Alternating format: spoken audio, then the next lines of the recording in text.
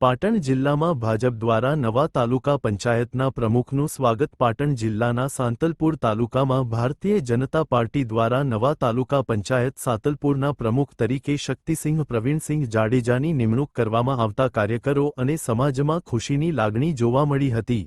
નિમણૂક બાદ શક્તિસિંહ જાડેજા પોતાના કુળદેવી મોમાઈ માતાજીના આશીર્વાદ લેવા આતણનેશ ગામ ખાતે પહોંચ્યા હતા, જ્યાં તેમણે માતાજીના દર્શન કરી પ્રાર્થના અર્પણ કરી આશીર્વાદ મેળવ્યા હતા। મંદિરના પૂજારી દ્વારા તેમને શુભકામનાઓ સાથે આશીર્વાદ આપવામાં આવ્યા હતા। આ પ્રસંગે ક્ષત્રિય દરબાર સમાજ તેમજ જાડેજા પરિવારના આગેવાનો અને સમાજના લોકો મોટી સંખ્યામાં ઉપસ્થિત રહ્યા હતા। સૌએ શક્તિસિંહ જાડેજાનું ફૂલહાર અને સાફા પહેરાવી ભવ્ય સ્વાગત અને સન્માન કર્યું હતું। કાર્યકરોમાં નવા તાલુકા પંચાયતના પ્રમુખને લઈને ઉત્સાહનો માહોલ જોવા મળ્યો હતો।